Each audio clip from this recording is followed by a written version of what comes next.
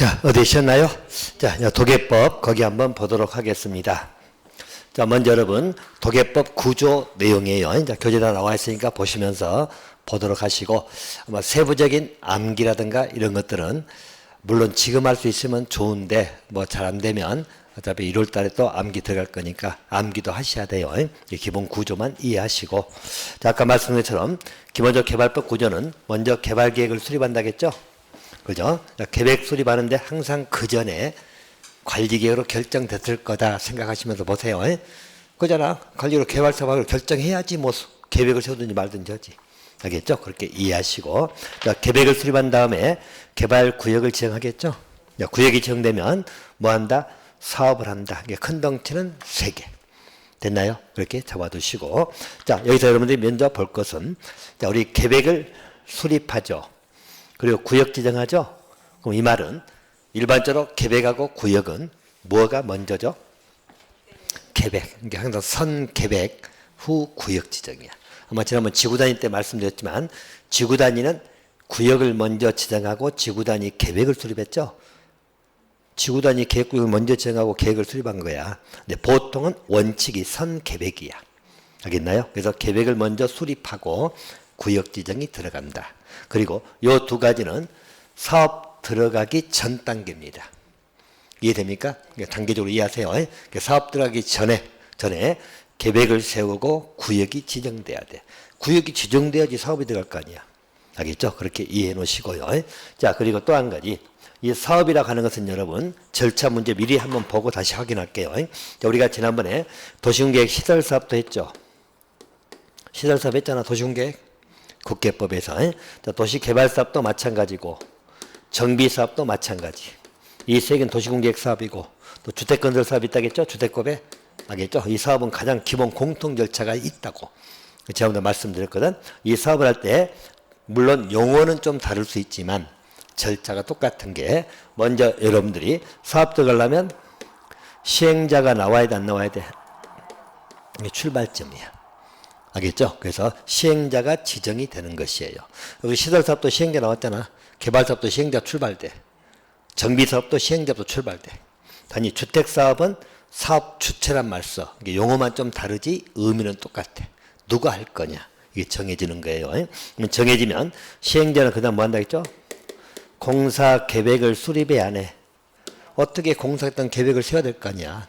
알겠죠? 이 공사 계획이, 자, 명칭이 우리 시설사업에서는 실시계획이란 말 썼잖아. 국계법은 실시계획이란 말 쓰는 것이고 개발사업도 실시계획이란 말 쓰는 거야. 됐나요? 정비사업은 사업시행계획이란 말 쓰고 주택사업은 사업계획이라고 그래. 명칭이 좀 다를 뿐이지 의미는 같다. 이해됩니까? 시행자가 되면 어떻게 공사했던 계획을 수립하는 것이에요. 자, 그리고 이 계획은 시행자 마음대로 하는 게 아니라 관에서 인가를 해줘야 돼, 안 해줘야 돼? 인가해 주는 거야. 알겠죠? 그래서 전부 다 인가 받는 거야. 주택사업만 승인이란 말 써.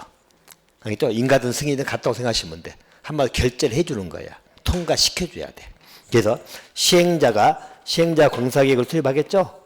그죠? 그리고 인가 신청하는 거야. 그럼 인가권자가 있겠죠? 아까 도시개발법에서는 인가 누가 해준다고? 지정권자. 지정권자 인가 신청하는 거야. 알겠나요? 그럼 예를 들어서 뭐 경기도 가평군이다 그런다면 경기도지사가 인가권자야. 알겠죠? 도지사가 제출하는 거야. 그럼 도지사가 심사하겠죠? 그래서 인가해 줄 수도 있고 인가 거부될 수도 있어. 인가 안 나오면 계획 다시 만들어야 돼. 이해됩니까? 그래서 이게 통과되는 거야. 이 통과되면 이제 뭐 한다? 똑같다니까. 공사 들어가는 거야. 사업 시행. 인가 떨어져야 공사 들어가니까. 됐죠? 공사 끝나면 뭐해? 준공검사. 알겠나요? 이 4개 절차는 어느 사업이든 공통이에요. 알겠나요? 대신 이제 사업의 성질상 정비사업 같으면은 요 인가 떨어지면 분양 절차가 있고 세부 절차 들어가는 것들은 나중에 보충하면 돼. 근데 요 기본 틀은 똑같아. 알겠나요? 이제 다른 게 들어가는 것도 있고 안 들어가는 것도 있고 특히 정비사업만 좀 들어가. 알겠죠? 나머지 4개 사업은 거의 똑같아. 요 절차만 끝나 사업은. 대신 사업 들어가기 전에 뭐가 있다고? 구역 지정. 그죠? 그럼 여러분 봐보세요. 한 가지만 말씀드릴게요. 이것도 간단한 건데 흐름이기 때문에 잡아두세요. 자, 우리 시행자 종류 좀 이따 봅니다만은 시행자 중에 조합이 있어. 도시개발 조합이죠. 그죠? 뭐 조합은 성립하기 위해서는 설립 인가를 받아야 되거든. 그 나중에 등기까지 해야 돼요. 알겠죠? 설립 인가를 받아야 조합이 된다고 생각하시면 돼. 알겠죠? 뭐 인가 처분은 지정권자 해주겠죠? 그럼 여러분 한 가지 문제상에서 조합이 설립 인가 받고 나서 그 이후에 개발 구역을 지정한다 이렇게 나오면 맞아 틀려? 틀렸잖아. 시행자는 언제 나와? 구역 지정 이후에 나온다니까. 순서 알겠나요? 이게 문제도 아닌 문제를 틀리지 말라고. 아무것도 아닌 문제니까. 구역 정된 다음에 시행자부터 나오는 거야. 시행자가 정해져야 돼. 순서 알겠나요? 시행자 정해진 게 사업 출발점이니까. 그렇게 이해하시라고. 또 당연히 생각해 보면 여러분들 이 조합이 되려면 왜 그런가 해서 이것도 간단 논리를 보시면 조합이 되려면 여러분들 조합원이 있어야 돼 없어야 돼? 조합원 없는 조합이 어디가 있어? 조합원들이 모여가지고 조합을 만드는 거니까. 알겠죠? 그러면 생각해봐. 이 조합원이 누구라겠죠? 조합원이 누구라고? 근데 뭐 문제 봐봐. 전국에 있는 토지 소유자야? 어디에 있는? 어디에 있는? 개발구역 안에 있는 토지 소유자가 조합원이야. 거기 말은 개발구역이 지정돼야 돼 안 돼야 돼? 지정돼야지 조합원이 나오는 거야. 알겠죠? 그래야지 조합이 되는 것이고. 그래서 시행자는 구역 지정 이후에 나온다. 그래서 계획하고 구역은 사업 들어가기 전 단계. 이해됩니까? 사업이 들어간다는 것은 결국 시행자부터 출발된다. 그렇게 하면 순서는 기본적으로 잡아두시라는 의미예요. 자, 그럼 이제 다시 한번 보면 아까 제가 개발계획은 누가 수립한다겠죠? 개발계획은 누가 수립해? 지정권자. 고민하지 말라고. 도계법은 일단 다 지정권자 찍으라고. 아닌데 두 군데 나중에 말씀드릴 거니까 나올 때마다. 그래서 일단 다 지정권자 찍으시라고. 됐나요? 개발구역도 지정권자 지정하겠죠? 이때 지정권자는 누구냐? 좀 이따 봅니다만은 시도의사가 기본이야. 대도시장도 가능하고 예외적으로 국장도 지정권자 될 수도 있어. 됐나요? 자, 이제 이런 자가 지정한다. 지정하면 이제 지정이 되면 사업이 들어가겠죠? 자, 사업이 들어가면 시행자가 나오는 거야. 알겠죠? 사업 출발은 시행자가 지정이 돼야 돼. 누가 그 사업의 주체가 되느냐 이걸 따지는 거예요. 뭐 시행자가 정해지면 시행자는 공사 계획을 짠다겠죠? 그 명칭이 실시계획이라는 말 쓰는 거야. 실시계획이든 시행계획이든 전부 다 똑같아. 법이 워낙 많으니까 전부 다 그 사업들은 실시계획 아니면 시행계획이야. 이게 너무 구체적인 공사 계획이야. 나 시행자야 내가. 그러면 공사 어떻게 하겠냐? 언제부터 언제까지 걸릴 것이고 무슨 공법을 쓸 것이고 어떻게 하겠다는 계획이 나와야 되겠죠? 그 계획이 실시계획이야. 됐나요? 이 실시계획은 자, 여기 빠졌지만 인가를 받아야 돼 안 받아야 돼? 인가 받아야 돼. 알겠죠? 그럼 이제 공사 들어가는 거예요. 여기까지 알겠나요? 대신 이제 공사하는 방식이 개발 사업은 두 개 방식, 물론 세 개지만 수용하고 환지 방식이 있거든. 자, 이건 좀 설명을 좀 드릴게요. 자, 그래서 일단 수용 방식을 하게 되면 우리 공토법 절차, 자, 공토법 줄임말이거든. 그것도 좀 더 설명드릴게요. 바로 자, 환지 절차가 나옵니다. 그래서 공사하는 거야. 끝나고 나면 뭐 한다 했죠? 중공사 받으면 끝나는 거예요. 됐나요? 자, 그럼 이제 기본적인 걸 먼저 잡아드리면 자, 이거 하나 볼까요?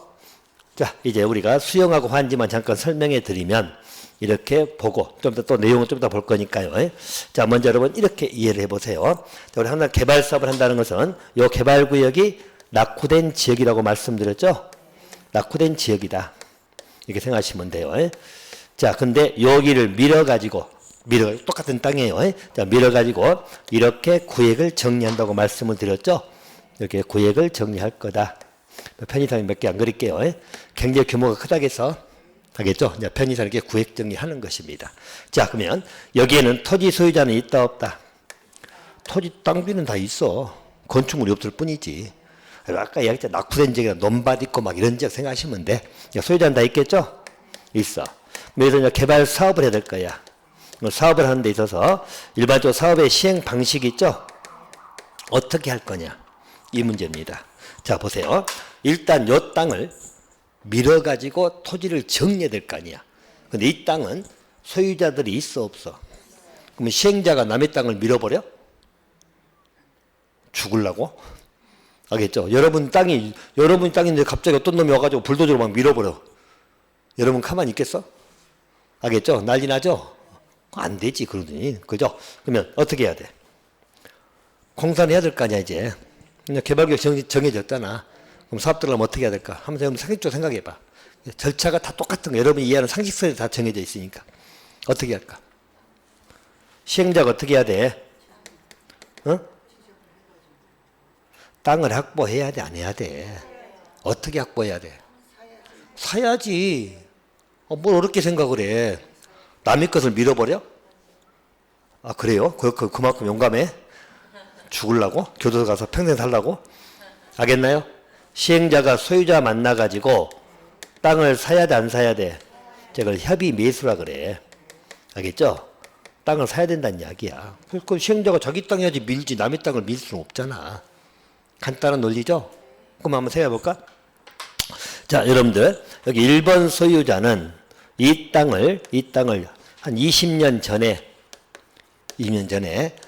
개발이 안 된 땅이잖아. 땅값이 싸겠지. 알죠? 평수는 굉장히 크거든. 근데 2천만 원의 땅을 샀어. 자, 물론 생각은 나중에 노년에 내가 여기에서 뭐 어떻게 논이나 밭이나 경작을 하고 살려고 하든지 아니면 뭐 전원주택을 지을 수 있다면 전원주택 짓고 살려고 한다든지 아니면 놔뒀다가 우리 자식들에게 넘겨줘야겠다 생각할 수도 있고 각자 목적은 있을 거니까. 알겠죠? 사고 어차피 개발이 안 되고 뭐 아파트 뭐 건물도 없고 하니까 여기는 뭐 사람이 살기는 부르잖아. 자기 사는 집은 따로 있지.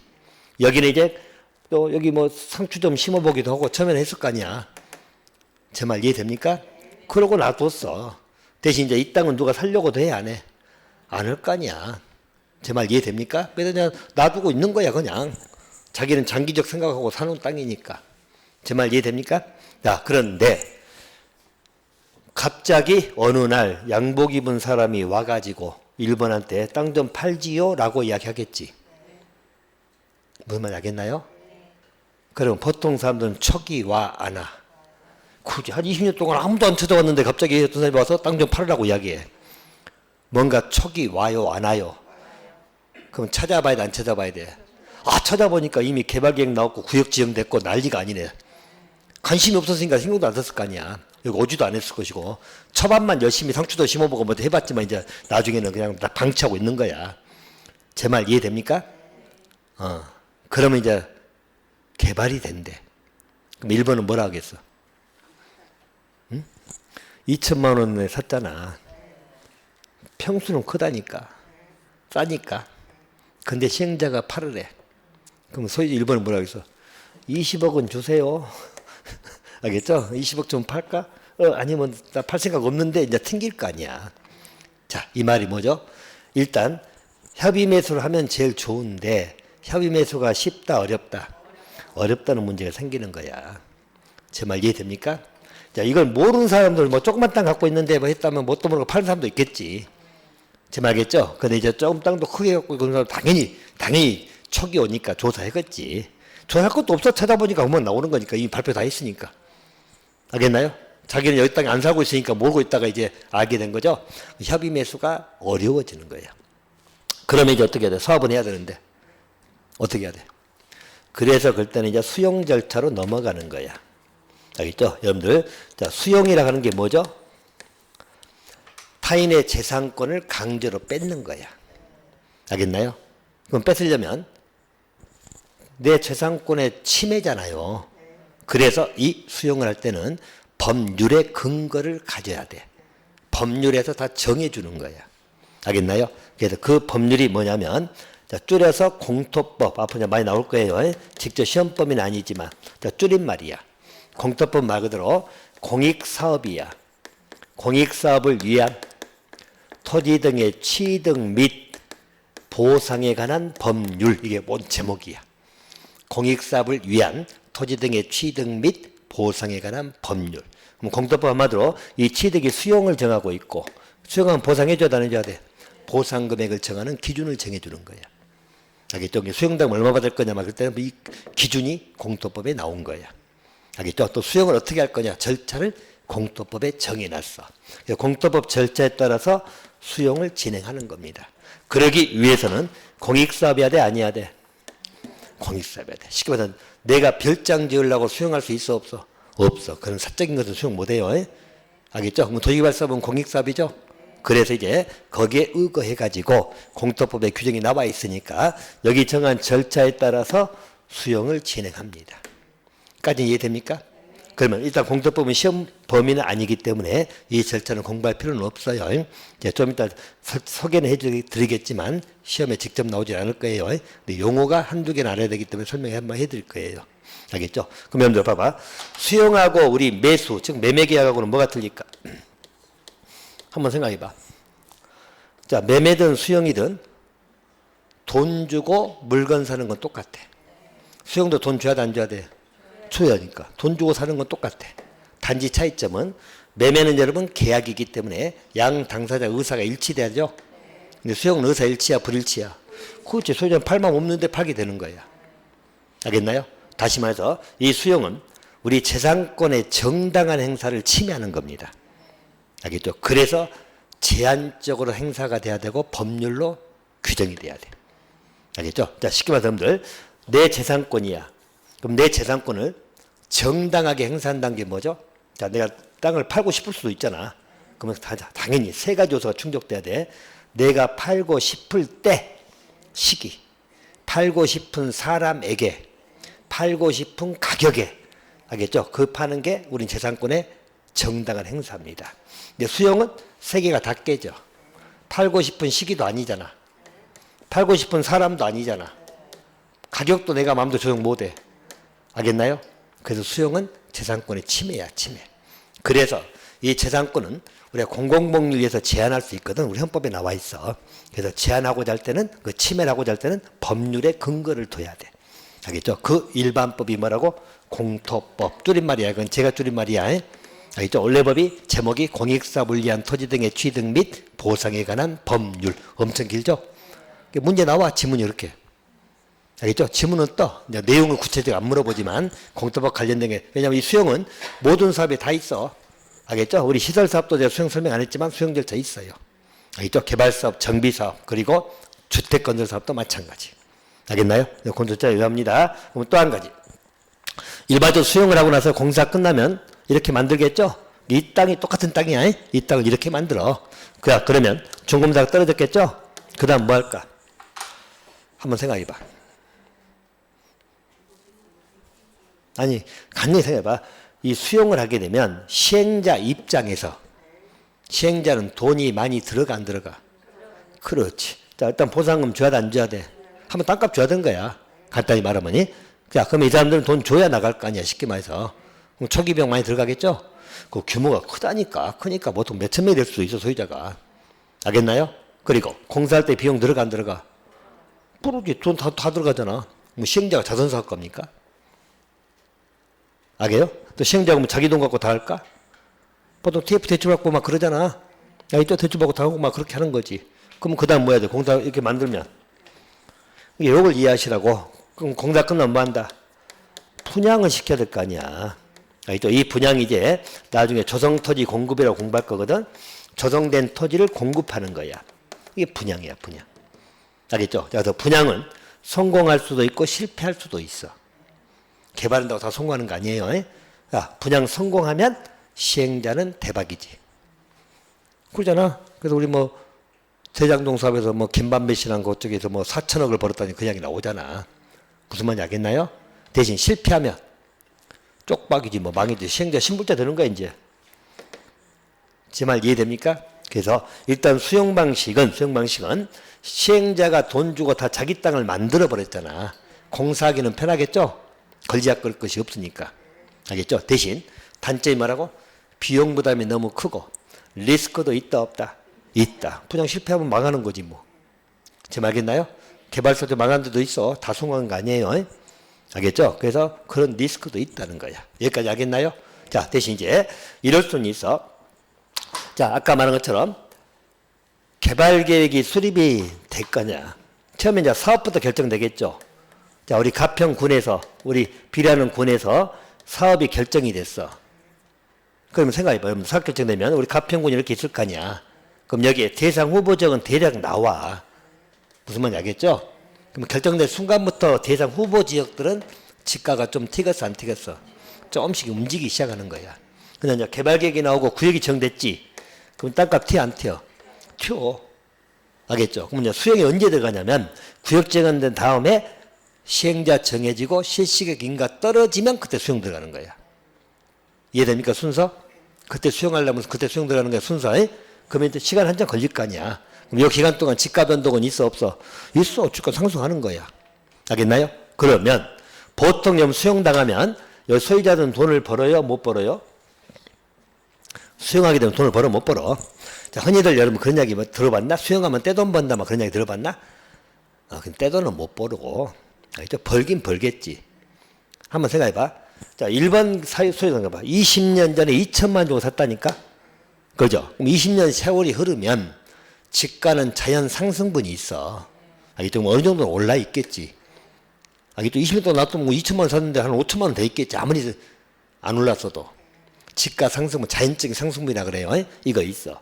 그러다가 이제 사업 결정되고, 뭐 계획 수립하고, 구역 지정되고, 시행자 나오고, 실시계까지 통과됐단 말 나올 때 지가가 올라 안 올라? 올라. 어쨌든 갑자기 오를 수도 있어, 이제. 구역 지정된 순간 팍 틀 수도 있고, 그래. 지가로 가는 것이. 자, 그러면 일반적으로 수용을 하게 되면 보상금을 줘야 되거든. 그때 보상금을 정하는 규정이 공토법에 나온다겠죠? 자, 기본은 공시지가야. 근데 적용 시점이 있어. 공시가 다 틀릴 거 아니야. 이때 공시가 이때 다 틀릴 거 아니야. 그 적용 시점이 다 나눠져 있어요. 알겠나요? 그러면 쉽게 말해서 지가가 많이 상승하면 그 적용 시점에 있어서 공시가가 높을 수밖에 없어. 그죠? 공시가 높아버리면 수용하게 되면 시행자는 비용 부담이 너무 커, 안 커? 그렇지. 너무 커버리면 시행자가 감당을 못 해. 이해됩니까? 자, 그럴 때 하는 방식이 무슨 방식이죠? 환지. 자, 환지가 뭐야? 그래서 요 땅지자 한문이야. 교환할 때 환. 교환할 때 그 한문 환이야. 땅을 바꿔주는 거야. 알겠죠? 이 말은 뭐냐면, 자, 우리 소유자 있잖아. 소유자에게 1번 소유자에게 공사 끝나고 요 땅을 주는 거야. 자, 2번 소유자에게는 요 땅 줘야 되겠죠? 위치 면적 그대로 고려해가지고 주는 거예요. 뭐 3번 소유자는 환지 싫어할 수 있잖아. 그럼 돈 줘서 내보내면 되고. 이 땅은 4번 주고 이런 식으로 공사 끝나고 토지로 교환해 주는 게 뭐라고? 환지. 환지는 시행자 입장에서는 비용이 별로 안 들죠? 또 대박 볼 일도 없어. 리스크도 별로 없어. 쪽박 살 일도 없고. 알겠나요? 좀 무난한 방식이 환지라고 생각하시면 돼요. 알겠나요? 자, 대신 이제 환지할 때도 절차가 있겠죠? 환지 절차는 도계법에 나옵니다. 오늘 공부해야 되겠죠? 도계법 절차 공부해요. 공토법 절차는 우리가 참고로만 보면 되지만 시험엔 안 나오죠. 근데 도계법 절차 나오는 환지 절차는 기본 알고 계셔야 되고. 알겠죠? 그리고 얘는 공사 끝나면 준공되면 준공사 나오면 여기는 분양한다 안 한다? 얘는 분양 안 합니다. 안 하고 기존 소유자에게 땅을 바꿔주는 거야. 이거 우리가 환지 처분이라고 그래. 땅을 바꿔주는 처분. 됐나요? 그래서 환지에서는 분양 안 나온다. 수용은 공사 끝나면 조성된 토지 공급한다. 이게 분양이야. 알겠나요? 그렇게 이해해 두시면 돼요. 자, 대신 이제 한 가지 또 볼 것은 뭐냐면, 자, 우리 개발구역하는 지역은 굉장히 크다고 말씀을 드렸죠. 그러면 이 전체를 수용하거나 전체를 환지하거나 그럴 수는 없어. 규모가 크면 쪼개져. 쉽게 말해서 요 지역은 유독 지가가 많이 올라. 그럼 여기는 환지해야지. 알겠죠? 여기는 또 견딜만 하면 수용하는 것이고. 알겠죠? 이런 식으로 여기는 또 수용이고 여기는 또 환지고 이런 식으로 구역이 다 쪼개지는 거야. 그래서 이 환지 계획 구역이 몇 군데 나와. 거기마다 다 조합이 다 있어. 알겠나요? 그렇게 사업 시행하는 것이에요. 자, 그래서 일반적으로 이걸 섞어서 하는 방식을 뭐라고 하죠? 혼용 방식이라고 그래. 규모가 큰 데는 보통 수용 환지 다 섞어서 합니다. 알겠죠? 전체 수용이 어렵잖아. 규모가 크면. 규모가 좀 조그만하거나 뭐 그럴 때는 다 수용할 수 있긴 해요. 알겠죠? 근데 그래봐야 제일 적어봐야 1만 제곱미터니까 굉장히 큽니다. 알겠죠? 3,000평 이상 되니까. 알겠나요? 그래서 일단 요 정도 방식은 세 가지가 있다는 거예요. 됐나요? 그럼 여기 따라 절차가 달라지겠죠? 절차 달라져. 그럼 공사 끝나면 중공사 나오는 거니까. 되나요? 그렇게 생각하시면 돼요. 그래서 우리 수용은 공토부 절차고, 환지는 큰 절차만 뒤에서 볼 건데, 먼저 환지계획 수립하고, 환지 처분하고, 청산 등기하면 끝나는 거야. 알겠죠? 이 절차는 또 뒤에서 다시 한번 확인할 겁니다. 자, 그럼 이제 기본 틀은 한번 잡아 드렸습니다. 자, 그럼 이제 나머지 암기사항은 좀 일단 넘어갈 거니까, 일단 뭐뭐 있다 정도만 봐드릴게요. 일단 시험 문제로만 말씀드리면, 자, 이렇게 생각하시면 돼. 자, 우리 도계법에서는 6문제가 출제가 돼요. 그래서 실은 도계법은 그래도 할만합니다. 특히 올해도 33회 때는 도계법은 좀 쉽게 나왔어. 알겠나요? 항상 도정법이 어려워요, 시험들. 알죠? 도정법이 또 조문도 많고 조정법 사업이 3개나 되잖아. 그러니까 더 복잡하지. 알겠나요? 그래서 항상 도정법을 어려워합니다. 그래서 도정법은 똑같이 도계도정 6문제씩 나오는데 도정법은 안 되면 나중에 2개, 3개 맞는 전략 가시면 돼. 알죠? 나머지 포기하고. 다른 거 좀 더 맞으면 되니까. 도계법은 좀 열심히 하면 4개까지는 맞을 수 있어. 물론 6개 다 맞으면 더없이 좋고. 알죠? 근데 여러분들 100점 맞을 생각하지 말라고. 우리는 24개만 넘어가면 된다니까. 제가 매번 얘기지만 우리 40문제 중에 어쩔 수 없어. 제가 수업은 100% 수업 못 한다겠죠? 시간도 있고 여러분들하고 역량차도 있고 하니까 다 100% 못해. 보통 제가 70% 정도, 좀 많이 하면 75%야. 알겠나요? 그러면 개수 따지면 못해도 10개 이상은 여러분 안 보던 건 나올 수밖에 없어. 구속도 다 할 수가 없으니까. 알겠죠? 그래서 보통 30개 선에서 최대치 맞으면 24개 맞으면 되잖아. 근데 올해 같은 경우는 15개 이상이 빠져나갔어. 알겠죠? 그건 저만 그런 게 아니라 저는 그래도 공급 강사 중에 제가 그래도 양이 제일 많아. 양 많다고 난리거든. 근데 그래도 많이 줄인 건 줄였어. 근데 저보다 더 약하게 하신 분들 대부분이야. 왜냐면 여러분들 어려워하니까 좀만 더 자세하게 나오면 여러분들 못 듣겠다고 난리야. 어렵다고. 알겠죠? 지금 기본을 해도 어려워. 그래서 지금 입문 과정은 20%도 좀 못하고 있는 거고. 알겠나요? 아주 기초니까. 그래서 일단 어렵게 나오더라도 올해도 그래도 24개 정도는 충분히 맞을 수 있어. 수업범위 다 들어가 있으니까. 근데 수업한다고 다 맞지는 못하잖아. 그럼 24개인데 자기가 다, 잘하는 사람들은 다 65점 넘었어. 올해도. 그게 어렵다고 난리쳐도. 알겠나요? 그래서 20개 정도나 21개 맞겠죠. 또 여기 15개 벗어난 것은 다 틀려? 찍어도 2-3개는 맞잖아. 여차에서 24개 넘어가는 거야. 6점은 넘기면 되는 거니까. 지금 알겠나요? 그래서 그렇게 공부하셔야 되고 100점 맞으려고 하면 안 돼. 알겠죠? 수업 양도 안 돼. 제가 구속도 설명 못 해. 하려면 시행규칙 조문까지 다 외워야 돼, 여러분들. 택도 없는 소리 하지 마라. 못 외워. 알겠죠? 그래서 일단 24개 맞는 전략 할 거니까 수업한 것만 잘 따라오시면 돼요. 알겠죠? 애우란 것만 잘 외워. 그래야 60점이 나올 수가 있어. 알겠죠? 근데 그것도 다 이해 못 한다. 애우란 것도 틀린다. 그러면 안 나오지.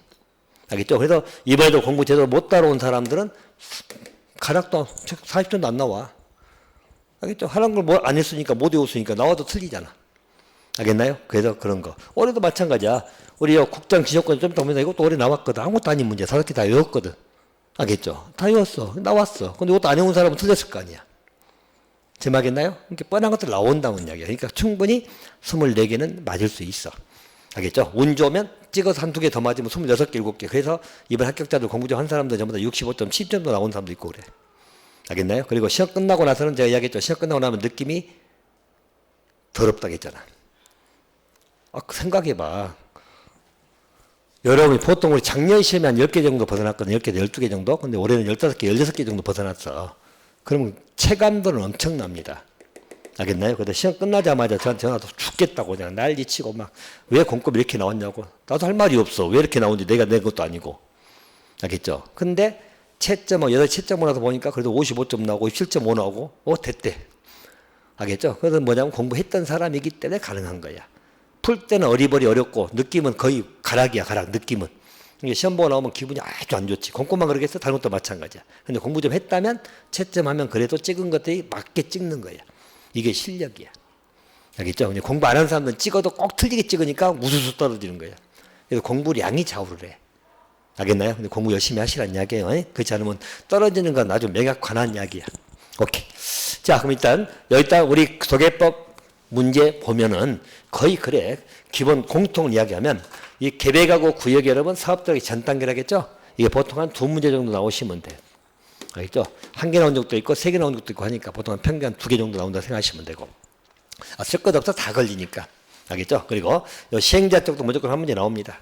알겠죠? 특히 이제 조합 문제가 많이 나왔었고. 알겠죠? 자, 그리고 실시객 인가 쪽은 이게 간간히 나올 때도 있고 건너뛸 때도 있고 나오면 한 문제입니다. 안 나올 때도 있고. 수영 쪽은 무조건 나옵니다. 5가지 쟁점 정리할 거는 무조건 한 문제는 무조건 나와. 빠진 적이 없고. 알겠죠? 수영 쪽엔 5가지 쟁점 정리하는데 종합해서 낼 수도 있고 따로따로 토지 상한척만 물어볼 수도 있고 온영지만 물어볼 수도 있고 조성된 토지 공급만 물어볼 수도 있어. 알겠나요? 그리고 환지 쪽은 더 잘 나오지 1개 아니면 2문제. 이 절차가 도계법 절차니까. 알겠나요? 자, 그래서 6개 다 채워지는 거야. 그러니까 누가 다 공부해. 문제 다 나오니까 다 공부해야지 뭐. 알겠나요? 아, 문제가 여기만 나온다고 하면 다 버려버리지 뭐 공부해. 알겠나요? 다 들어가니까 다 나옵니다.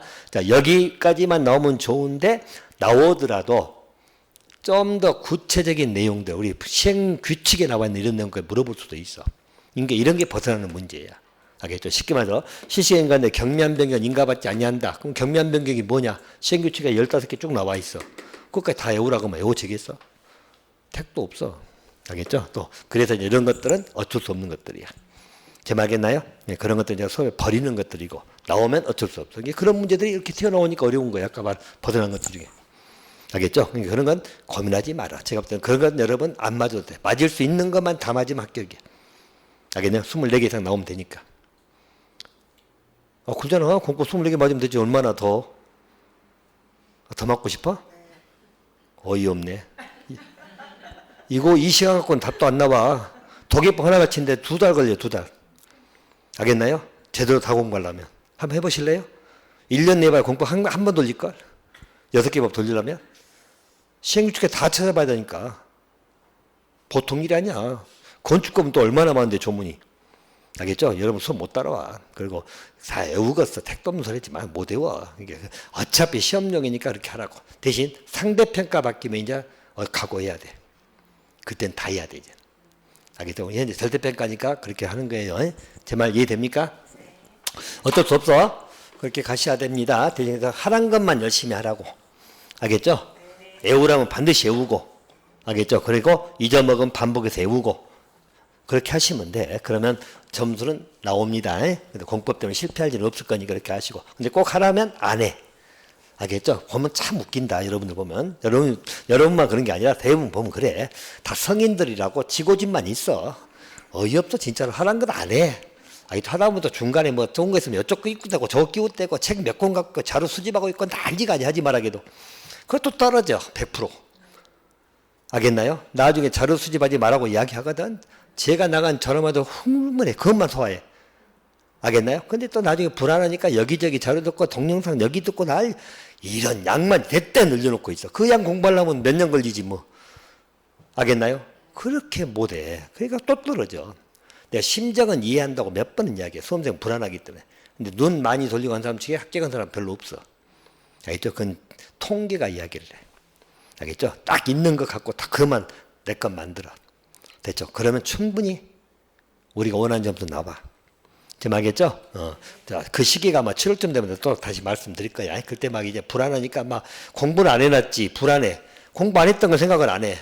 공부해놓은 사람은 안 불안해. 알겠죠? 공부가 안 돼 있어. 근데 7월 돼야 7월. 시험이 다가와.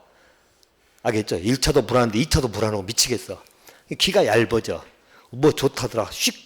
뭐 좋다더라. 씩. 왔다리 갔다리 몇 년. 엊그저께도 어제 저 분당쪽에 거기도 그 친구도 마찬가지야. 그렇게 말 안 들어.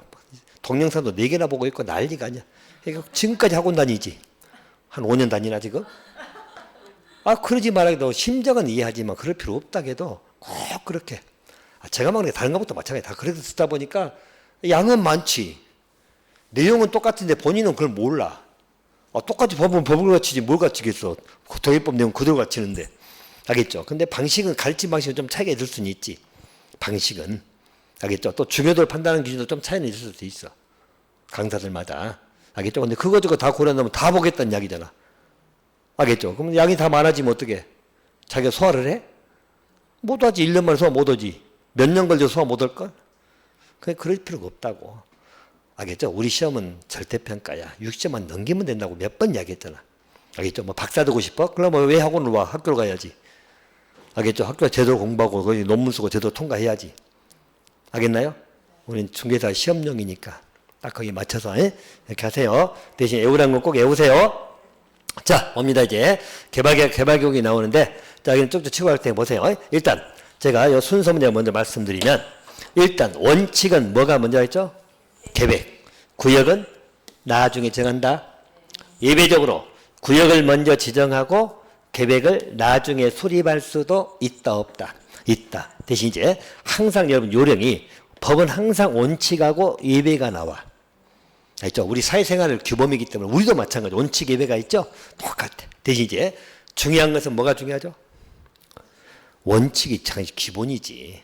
근데 시험은 또 뭐가 나와? 예배. 그러니까 공부하다 보면 예배만 외우다 보니까 원칙을 몰라. 알겠죠? 시험은 또 이걸 물어보니까. 그러니까 이해가 안 되는 거야, 막. 제 말 무슨 말 알겠죠? 모든 데 원칙 얘기가 나오는데 시험은 또 예외를 많이 물어보잖아. 무슨 말 알겠죠? 그래서 원칙을 항상 깔고 가시라고. 됐죠? 그럼 원칙은 뭐가 먼저다? 당연히 계획이 먼저 수립하는 거야. 선, 계획, 후, 구역이. 근데 예배적으로 어떤 상황에서, 즉 5가지 상황을 제시하거든, 이때는 구역을 먼저 지정할 수도 있다는 거야. 예배니까. 구역을 먼저 지정해야 한다가 아니야. 예배는 할 수 있는 것이지 원칙이 아니잖아. 그죠? 여러분들, 우리 길 가다가 내가 침을 뱉으면 안 되지만 침을 뱉을 수도 있잖아. 그거 예배지. 침 뱉으면 안 되잖아. 그죠? 간단한 논리야. 그렇게 이해하시라고요. 예배는 할 수 있는 것에 불과하다. 자, 이 경우들을 5가지 제시하고 있는데, 나중에 다 암기할 건데, 간단히 말씀드리면, 그러니까 용도적이 또 기본 깔고 있어야 돼. 그죠? 간단해, 여러분. 용도적은, 우리 도시적이 있고, 또 도의적, 외적이 있잖아. 도의적은 뭐 있어? 주, 상, 공, 노.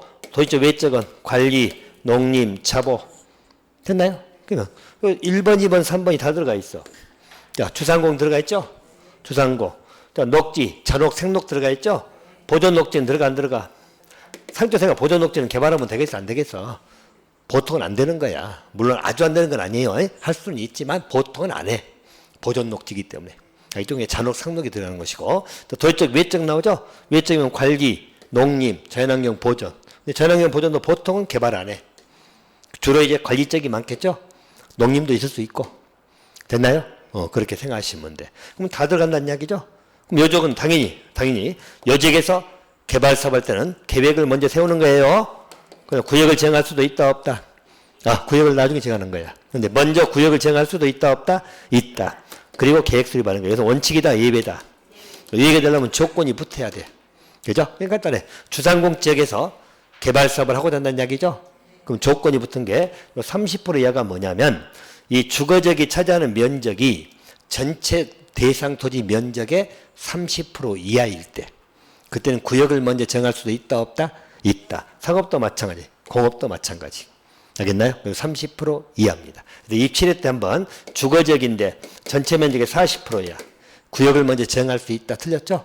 30% 이하니까. 주상공인데 30% 이하. 또 자연녹지는 조건이 없어.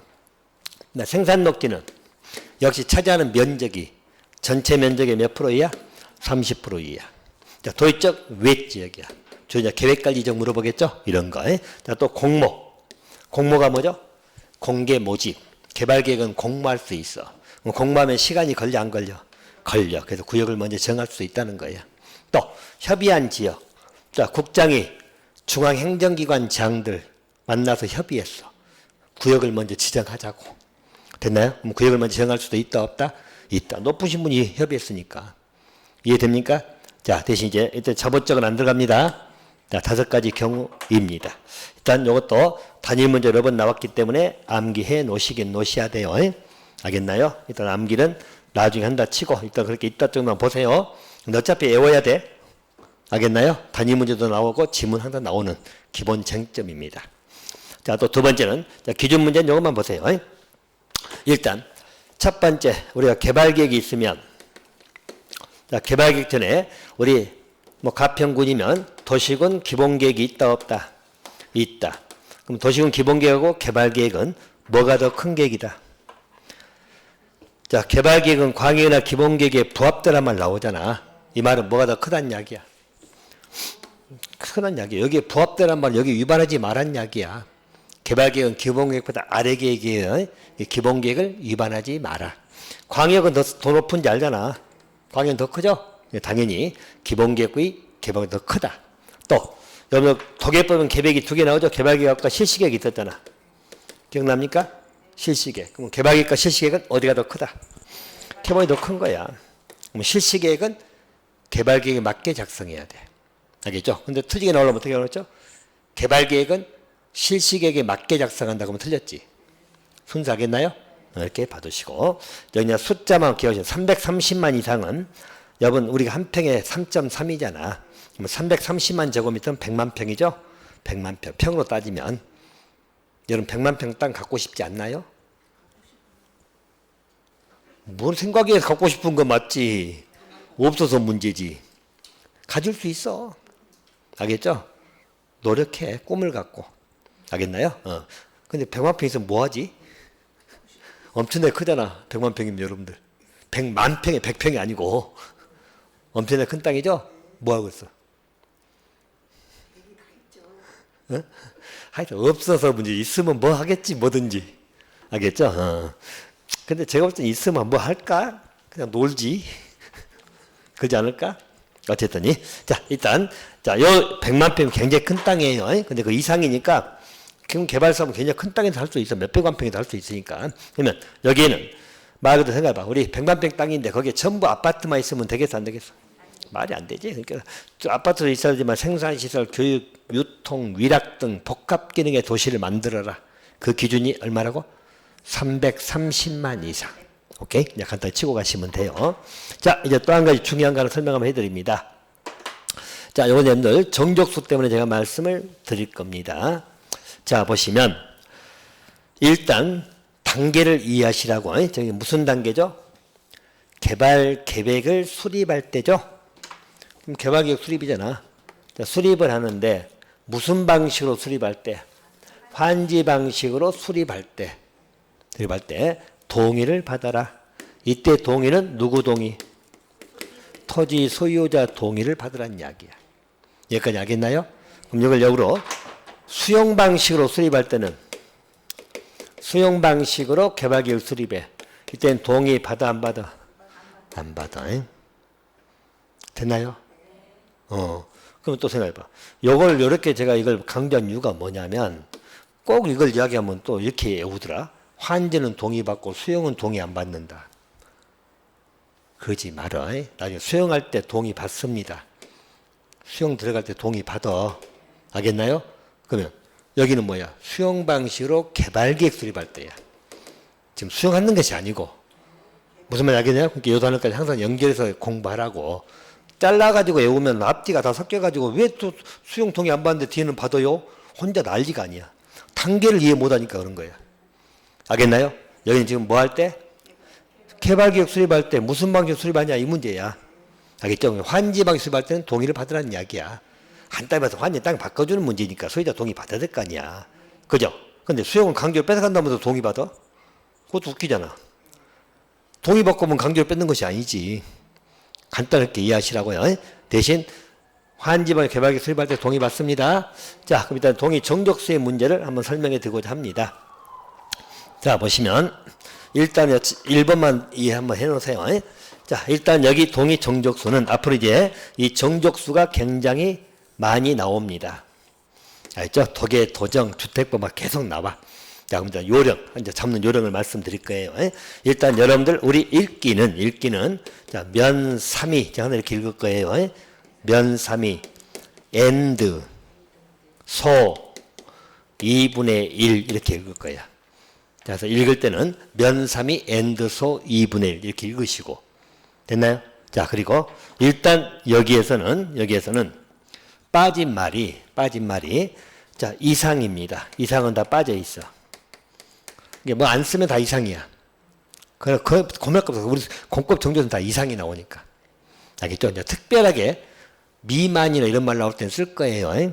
자, 여러분들 이상, 이하, 미만, 초가 구별할 줄 알죠? 몰라? 알죠? 그러니까 다 이상이라고 생각하면 돼. 말 안 붙이면 다 이상이야. 알겠죠? 또 말 안 붙이면 다 동이야. 알겠나요? 다 동이야. 동이 안 붙일 때는. 만약에 동이가 아니고 소유가 나온 것도 있거든. 그때 면삼이 소유 이렇게 붙일 거야. 안 붙이면 다 뭐라고? 동이. 다 이상동이 따라가라고 해. 자, 그러면 일단 읽을 때는 면삼이 and 소 2분의 이렇게 암기하시면 돼. 그럼 일단 이 의미는 뭐냐면 의미는 실제 지문은 그렇게 안 나오겠죠? 실제 지문이. 그래서 이제 지금부터 잘 들어보세요. 자, 실제 지문은 우리 법조문 이렇게 돼 있어.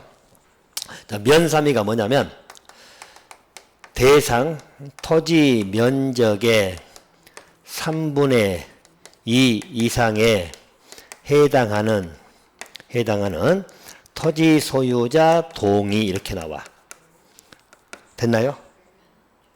줄여서 우리가 면3이야 이게. 면3이. 됐나요? 그래서 당연히 동의는 토지 소유자 동의지. 땅한테 동의받는 거 아니잖아. 그죠? 소유자 동의입니다. 자, 그리고 가운데 and. 자, and란 말은 뭐죠? 와나 밑이 나와야 돼. 또는 오와 개념이지. 또는 나오면 틀립니다. 그래서 보통 동의와 또는 밑 이런 말 써질 거예요. 자, 그리고 소 2분의 1은 뭐냐면 전체 토지 소유자 총수의 2분의 1 이상 동의를 받아란 이야기입니다. 알겠죠? 이걸 줄여서 면3and 소 2분의 1. 됐나요? 앞으로 정족수가 많이 나오거든. 독해 도정은 특히 더 많이 나와. 알겠죠? 나중에 면 2분의 1 and 소 2분의 1 듣고 막 그래요. 그렇죠? 그럼 이제 줄여서 외우시고 문제 나올 때는 이렇게 지문 나올 거다. 그럼 빨리 찾아내셔야겠죠? 자, 그래서 면 찾았죠? 3분의 2 찾았죠? 그죠? 그리고 당연히 이상은 기본 따라갈 것이고 토지자 동의입니다. 자, 그리고 전체 소유자 총수죠? 그리고 얼마? 2분의 1 동의. 여기까지 알겠나요? 자, 그리고 와란 말의 의미는 이놈도 받고 이놈도 받으라는 이야기야. 만약에 또는이 나오면 뭐죠? 둘 중에 하나 받으라는 이야기지. 그럼 또는 안 돼. 공법은 전부 다 and 개념이야. 그럼 왜 둘 다 받아야 할 것인가 한번 제가 말씀을 드려볼게요. 자, 여러분 봐볼까? 자, 만약에 이게 우리 개발구역이야. 대상 토지 면적이야. 됐죠? 그러면 이제 여러분들 소유자들 많이 있겠죠? 많이 있을 거 아니야. 토지 소유자들. 땅들 이렇게 있을 거니까 막 있습니다. 뭐 몇천 명 될 수도 있어. 면적이 크기 때문에. 알겠나요? 자, 그러면 만약에 전체 토지 소유자가 100명이라고 예를 들어 봅시다. 예를 들어서 뭐 1000명이 될 수도 있는데 그러면 여기에 대상 토지 면적의 3분의 2면 대략 한 이 정도 되겠지. 3분의 2니까. 알겠나요? 그럼 여기 토지소유자가 70명이라고 생각해봐. 예를 들어서. 전체는 100명인데. 그러면 뭘 받으라? 70명 동의를 받으라는 이야기야. 자, 그리고도 전체는 100명이지. 100명의 2분의 1은 몇 명? 50명 이상 동의까지 받으라는 이야기야. 그러면 요 사람들은 동의가 두 번씩 해야 되는 문제 나오겠지. 그럴 거 아니야. 면삼에도 들어가고 전체도 들어가니까. 근데 왜 and일까? 알겠죠? 자, 만약에 또는이 되면 둘 중에 하나잖아. 어떤 문제 생기냐면 여러분 땅의 소유 구조라고 하는 것이 땅 구조가 이럴 수도 있잖아. 이 땅을 A가 가지고 있고 이만큼은 B가 가지고 있고 이만큼은 C가 가지고 있고 97명이 이 땅을 갖고 있어. 이럴 수 있죠? 그럼 만약에 또는이면 둘 중에 하나 받으면 되잖아. 그래버리면 요 3명 동의만 받으면 끝나버리잖아. 면삼이 동의 받은 거니까. 그럼 97명 의사가 무시가 되죠?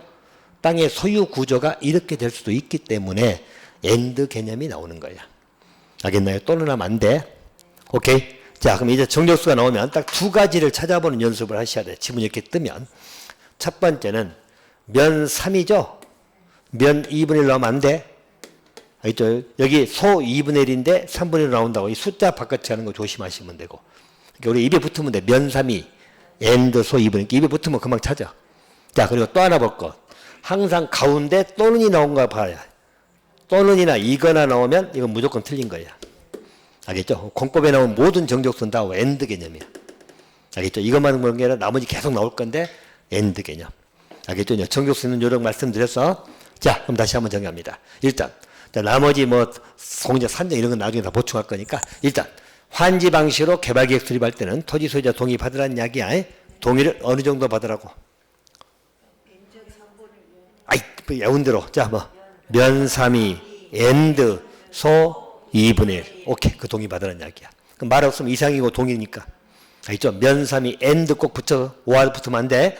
면 3이 and 소 2분의 1. 딱 그렇게 외워놓으시라고. 됐나요? 앞으로 정수수 많이 나오기 때문에 기초 한번 잡아주는 거예요. 이렇게 봐두시면 됩니다. 자, 그러면 됐고요. 자, 그 다음에 이제 개발계획 내용에 관한 문제는, 자, 이것은 여러분 간단하게 보고 넘어갈 거예요. 이거는 비목세단 나중에 말씀드릴 거니까 나중에 공부하세요. 자, 일단 정족수만 기억해 놓으시면 돼요. 자, 이제 개발구역 쪽으로 들어갈 겁니다. 자, 좀 쉬었다 들어갈게요. 자, 10분 쉬겠습니다.